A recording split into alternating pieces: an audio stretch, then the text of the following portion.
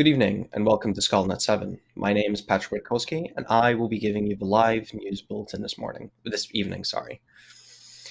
Starting off with our Ukraine update, day 736. According to reports, several members of Ukrainian special forces have died in an assault on the Tend Prespit in Kherson Oblast. Ukraine's Special Operations Forces confirmed the deaths, suggesting those who died had stayed behind to ensure the main contingent had escaped. Russia has claimed today that its forces had re-entered the village of Robytne, which Ukraine retook from the occupiers in August 2023. There was no confirmation from reliable sources. Robytne lies between Avdiivka and Kherson and southeast of Zaporizhia, on the front line of Zaporizhia Oblast. Ukraine's forces shot down 10 Russian aircraft in as many days with shot down 10 Russian aircraft in as many days, with the latest being two Russian Su-34 fighter bombers on the 27th of February, according to the Ukrainian General Staff. The UK government said yesterday that Ukraine uses donated cruise missiles. Um, said that how Ukraine uses the donated cruise missiles is the business of the armed forces of Ukraine, after comments by Germany's Chancellor Olaf Scholz about possible UK and French involvement in targeting and how many would not get involved in similar activity by sending its Taurus missiles. The Russian Defense Ministry claimed through state media yesterday that its forces had captured Petrovsky, formerly renamed by Ukraine to Stepov in eastern Ukraine. Ukraine's foreign ministry cautioned today against any meddling with Russia in Moldova's neighboring breakaway region in Transnistria. Moldova's government has called the Transnistrian separatists' request a propaganda event. Transnistria is a primarily Russian-speaking region that is illegally part of Moldova. In February 2022, leading up to the full-scale invasion of Ukraine, Russia-backed militants in Ukraine also asked for Moscow's protection. Quote. Ukraine's President Volodymyr Zelensky has promoted the idea of joint arms production at a summit of Eastern European countries in the Albanian capital, Tirana. Zelensky proposed a Ukrainian Balkans Defense Forum in Kiev, or a Balkan capital, similar to initiatives held last year with British and US weapons companies. A joint declaration signed by 10 countries at the summit said their leaders were ready to take part in a Ukrainian-led peace summit in Switzerland this spring to discuss Zelensky's vision of peace. Albania, Bulgaria, North Macedonia, Montenegro, and Romania are NATO members, and have joined Western sanctions against Russia and sent arms and equipment to Ukraine. Serbia has not imposed sanctions on Russia, and neither Belgrade nor Kiev recognize the independence of Kosovo, an Albanian enclave that claims independence, backs Ukraine, and seeks EU and NATO membership.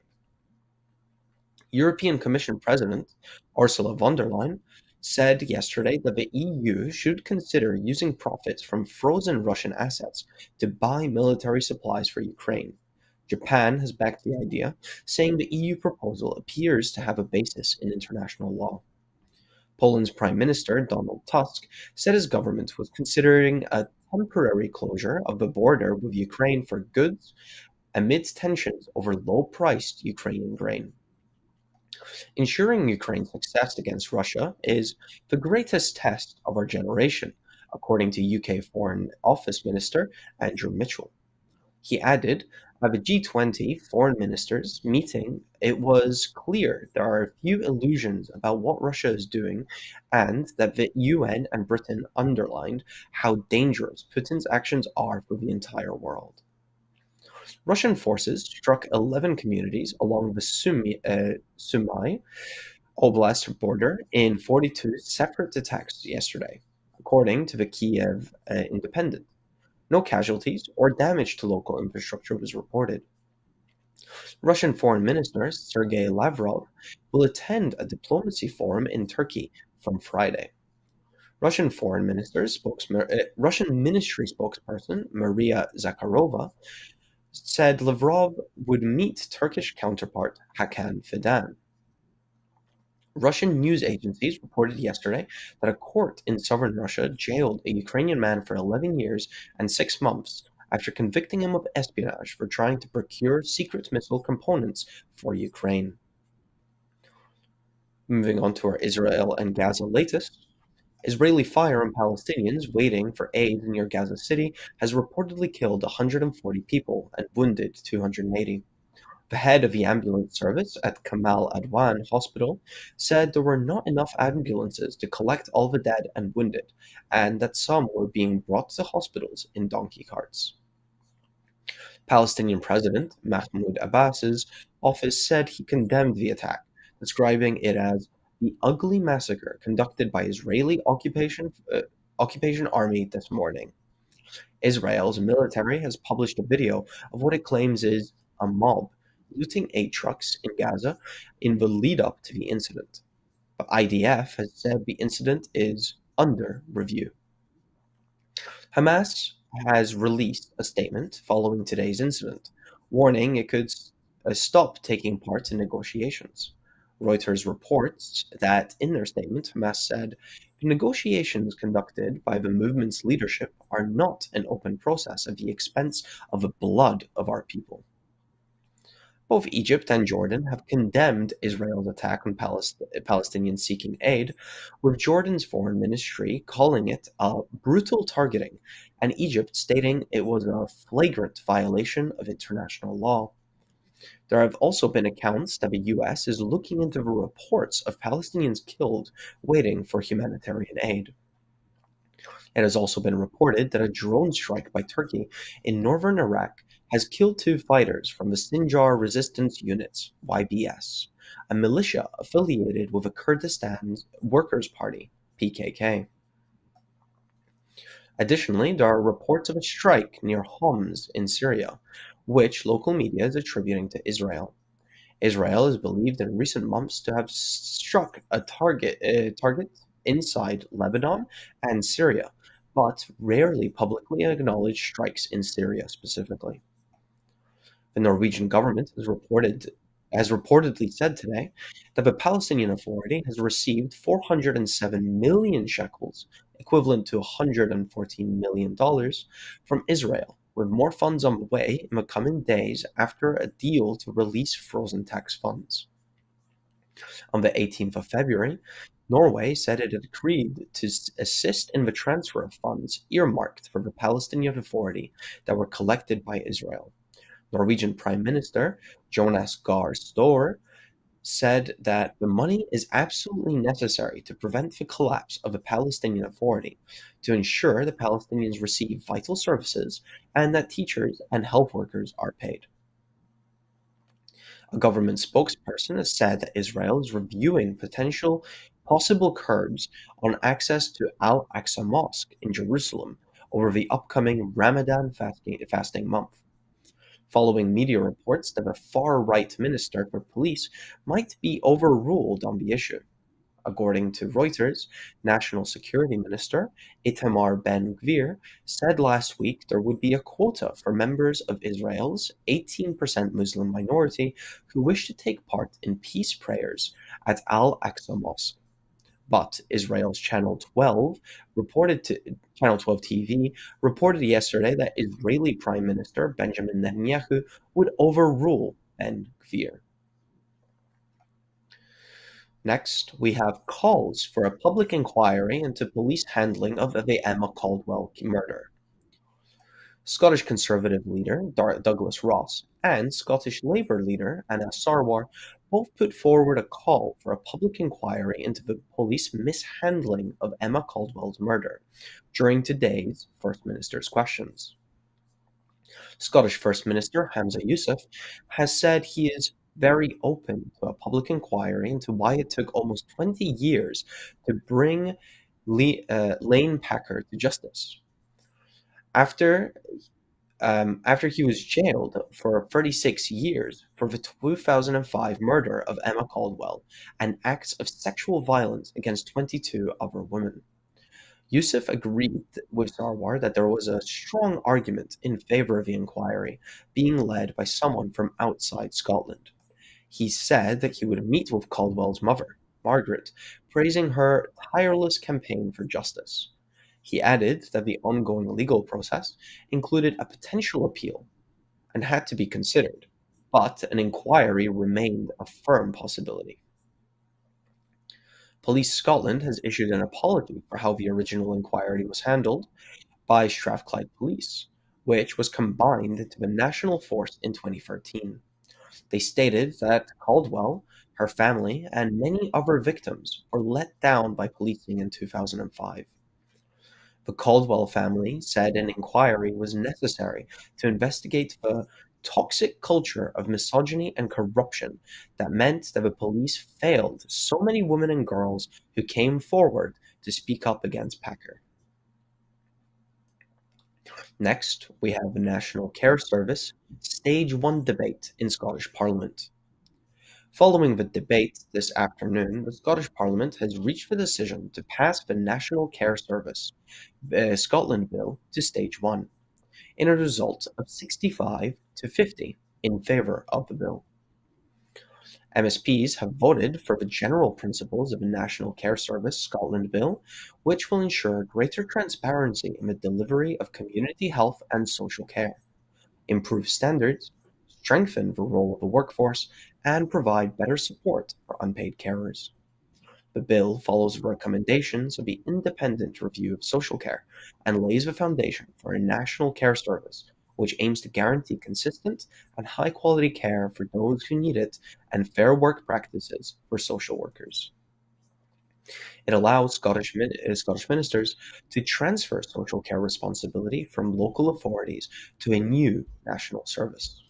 This could include adult and children's services, as well as areas such as justice social work. Scottish ministers will also be able to transfer healthcare functions from the NHS to the National Care Service.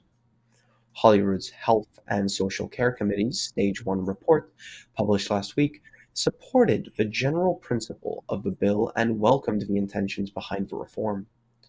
SNP MSP Emma Harper, who also sits on the Health Committee, stated that for the National Care Service Scotland Bill, the SNP government is undertaking one of the most ambitious reforms of public services since the creation of our NHS, investing in social care with a goal of creating a service of the same esteem as our NHS.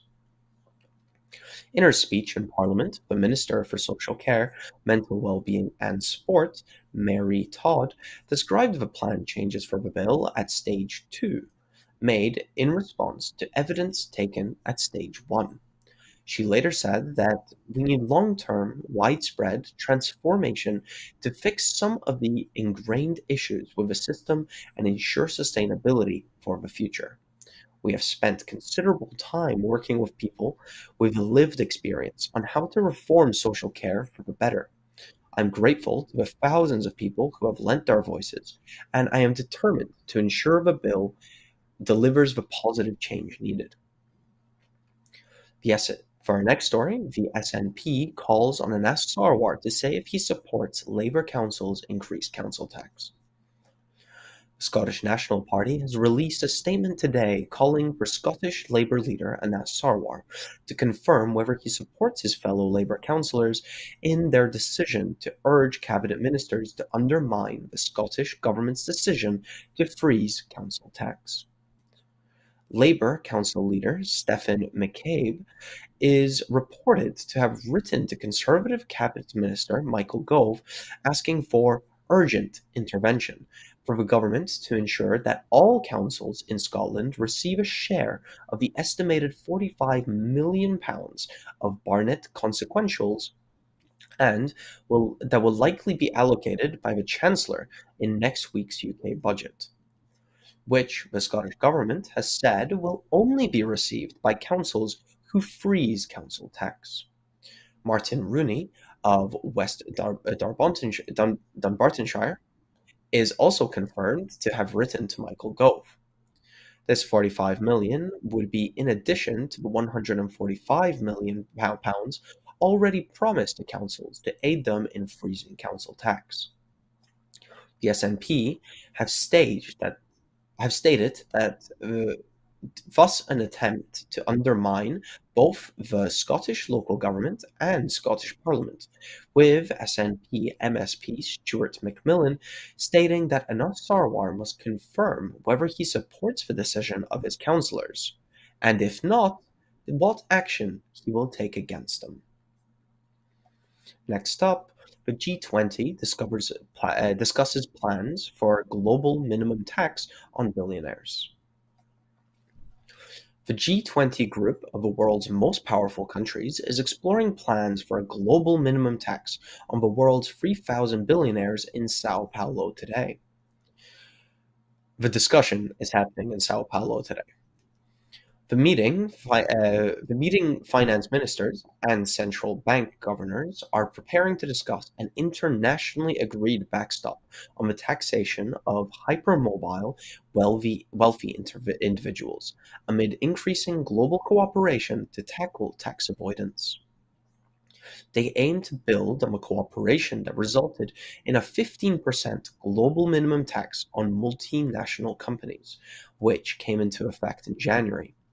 The plan is being promoted under Brazil's presidency of the G20 before a summit of world leaders in Rio de Janeiro in autumn. Brazil's finance minister, Fernando Haddad, is pushing for the adoption of a policy. France's finance minister, Bruno Le Maire, also gave his backing this week, saying Europe should take it forward. Le Maire reportedly told Reuters that currently the richest people can avoid paying the same level of tax as other people who are less rich. We want to avoid such tax optimization. Further stating, we want Europe to take the idea of minimum taxation of individuals forward as quickly as possible, and France will be at the forefront. Economist Gabriel Zucman has been invited by the Brazilian government to kickstart the G20 talks taking place today. Zucman leads the EU Tax Observatory, a Paris based think tank which set out a mechanism for a global wealth tax in a report last year. In a report last year. Let me just find my place again.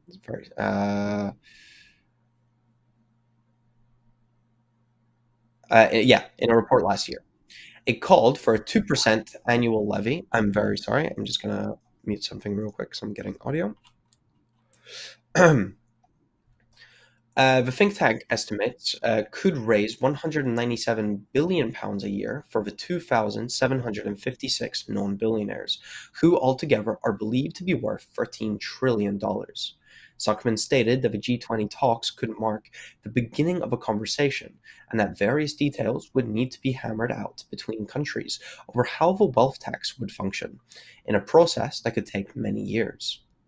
Tax justice campaigners have described the discussions in Brazil as a pivotal moment. Oxfam's tax policy lead, Suzanne Ruiz, has said, just getting this on the agenda of the G20 is a historic step on its own. For our next story, the Chancellor considers scrapping non domiciled tax rules. Chancellor of the Exchequer, Jeremy Hunt, is reportedly considering scrapping Britain's non domiciled tax rules in next week's spring budget. The decision is understood to be one of multiple revenue generating options drawn up for the Chancellor and Rishi Sunak following economic estimates which left them with less money than expected for tax cuts or spending pledges.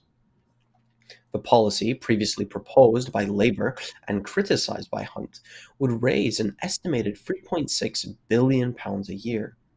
Non-domicile status means that foreign domicile national residents in Britain can avoid paying UK tax on overseas money for up to 15 years, provided they do not remit any income or capital gains back into the country. There were 68,800 non-doms in the UK in the tax year ending in 2022, according to Revenue and Customs. Some notable figures have reportedly claimed non-dom Some notable figures who have reportedly claimed non-dom status include Roman Abramovich, leader of Chelsea Football Club, now under sanctions, steel tycoon Lakshmi Mittal, media baron and Daily Mail owner Lord Rothermere, millionaire, multimillionaire Lord Ashcroft, former HSBC boss Stuart Gilliver, Sir James Goldsmith, and Prime Minister Rishi Sunak's wife. In November last year, when the policy was initially suggested, Hunt said he would rather the super rich stayed and spent their money here, adding he had been told by Treasury officials that they were very unsure about how much money the move would actually make. France to make abortion a constitutional right. France is set to make abortion a constitutional right following a Senate vote yesterday evening and ahead of a joint session of Parliament next week. The French government, lawmakers, and senators had argued that the right to abortion needed full constitutional protection as it comes under threat in the US and other countries in Europe. France would write into the Constitution the guaranteed freedom of women to choose an abortion. After the US Supreme Court overturned the 50-year-old ruling that used to guarantee abortion in 2022, senators and lawmakers in France have argued that in Europe, abortion rights are also at risk of being rolled back or limited, citing decisions made in countries such as Hungary, Poland, Italy, and Spain. After a long Senate debate yesterday, the French Prime Minister Gabriel Attal said, "When women's rights are attacked in the world, France stands up and places itself at the avant garde of progress." French Justice Minister Eric Dupond-Moretti said, this vote is historic. It states to all those who don't yet know it, that women in our country are free, and to what point we are attached to that freedom. The change to the French constitution is now expected to win the approval of the necessary three-fifths majority of a joint session of Parliament, which has been called for Monday, and which is traditionally held at the Palace of Versailles.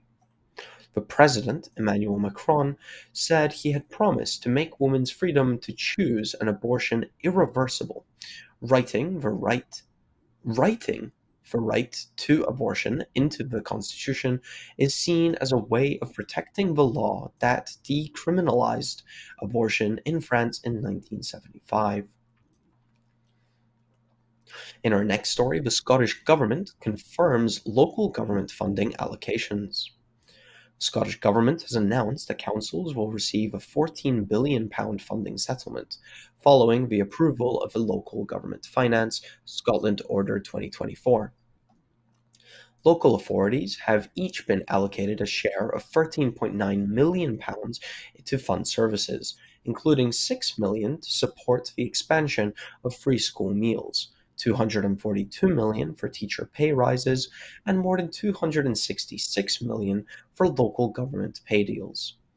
A further £147 million has also been made available to enable local authorities to freeze council tax rates at their current levels, equating to an above inflation rise of 5% in council tax nationally. Commenting on the announcement, Public Finance Minister Tom Arthur said that in the face of a profoundly challenging financial situation, due to a real terms cut in our budget allocation from the UK government, the Scottish government is providing record funding of over £14 billion to councils and an increase of 4.3% on the previous year. He further stated the government's intention to pass on up to the 62.7 million of Barnett consequentials following the UK government's spring budget and the prioritisation of a £4 million increase to the island cost of living. Scottish Government appoints chairs for El Jamal inquiry and reviews. Health Secretary Neil Gray has appointed chairs for the public inquiry and independent clinical reviews into the actions of Sam El Jamal and how the circumstances were handled by NHS Tayside. Appointed chairs of a public inquiry include the Honourable Lord Ware, a serving judge of the Supreme Courts in Scotland and former sheriff on the All Scotland Sheriff Personal Injury Court, will chair the public inquiry. Professor Stephen Wigmore, the Regius Chair of Clinical Surgery and the head of a Department of Surgery at the University of Edinburgh. He will be supported by a number of expert neurosurgeons to ensure he is able to draw on expertise in Mr. El-Jamal's area of practice. Mr. El-Jamal was employed by NHS Tayside from 1995 to 2014, and concerns about his practice were first raised to NHS Tayside in 2011. He was suspended in 2013 after several complaints and a review by the Royal College of Surgeons in England. The public inquiry into the issue and the handling by NHS Tayside was first announced in September 2023, following an internal report which found that NHS Tayside allowed the neurosurgeon to continue operating on patients and failed to put in place adequate monitoring, despite a rising number of complaints. The Health Secretary will meet with Lord Ware to discuss a planned meeting with patients in the coming weeks, so that terms of reference can be agreed for the inquiry. A plan will also be drawn up and published, which sets out the processes and a delivery timeframe for establishing an inquiry team. The independent clinical reviews will start in April. When asked about the issue, Health Secretary Gray said, "I have met with Mr. El-Jamal's former parents, including some outside Parliament last week, and understand the strength of their feelings and the importance of progressing their investigations as quickly as possible," adding, "Mr. El-Jamal's former patients have the right to answers, and we must learn from their experiences to try and ensure this does not happen again. The people of Scotland must have confidence in our National Health Service, and I plan for the public inquiry and independent clinical reviews to help restore any lost trust." Our next story, the Scottish Government report on speeding up cancer diagnoses. More than 1 in 10 patients seen by new cancer diagnostic services have been referred for cancer treatment, according to an evaluation report into Scotland's first Rapid Cancer Diagnostic Services, RCDS, published by the University of Strathclyde and the Centre for Sustainable Delivery, CFSD. The report found that 11.9% of patients seen over the 2-year period were diagnosed with cancer, while around 6% were given a pre-cancer diagnosis, meaning they require further monitoring, and the remainder were either given the call all clear and referred back to primary care, or they were diagnosed with other non-cancer conditions. Patients waited on average for 14 days for referral to having cancer ruled in or out. The Rapid Cancer Diagnostic Services, RCDS, currently in place across 5 health board areas, were established to speed up cancer diagnoses for patients with non-specific symptoms, such as unexplained weight loss, persistent nausea, or fatigue, where the GP has a concern of a malignancy. Over the 2-year evaluation period, the services received 3,616 referrals. 2,489 of those were accepted into the program patients, more than 96% of them giving the service a positive satisfaction rating of 8 out of 10 or more. The mean vetting time was 1.5 days. The report highlighted that the model delivers a quality service at speed, is cost-effective in comparison to previous pathways, and highly valued by patients and staff. Positive patient experience is attributed to the speed of a referral, reduction in waiting times for diagnostic tests, having a single point of contact, and enhanced information and communication throughout the RCDS pathway. Upon visiting NHS Lanarkshire's RCDS at University Hospital Wishaw, Health Secretary Neil Gray said that improving cancer services is a priority for the Scottish Government, as set out in our 10-year strategy published last year. This positive evaluation of Scotland's rapid cancer diagnostic service provides valuable insight into their role in achieving vital earlier cancer diagnoses and improving patient care. Adding that RCDS reflect our commitment to enhancing equitable cancer services across NHS Scotland. This report has shown the pivotal role they can play in early cancer detection while delivering quality patient centered care. As Scotland's cancer care continues to evolve, RCDSs stand in an essential component in improving outcomes. The next story: Scottish Government announces public events on the A83 Rest and Be Thankful improvements. Transport Scotland has announced that public engagement events on the long term solution at the A83 Rest and Be Thankful are being held from 18th to 21st of March at four venues across Argyll and Bute.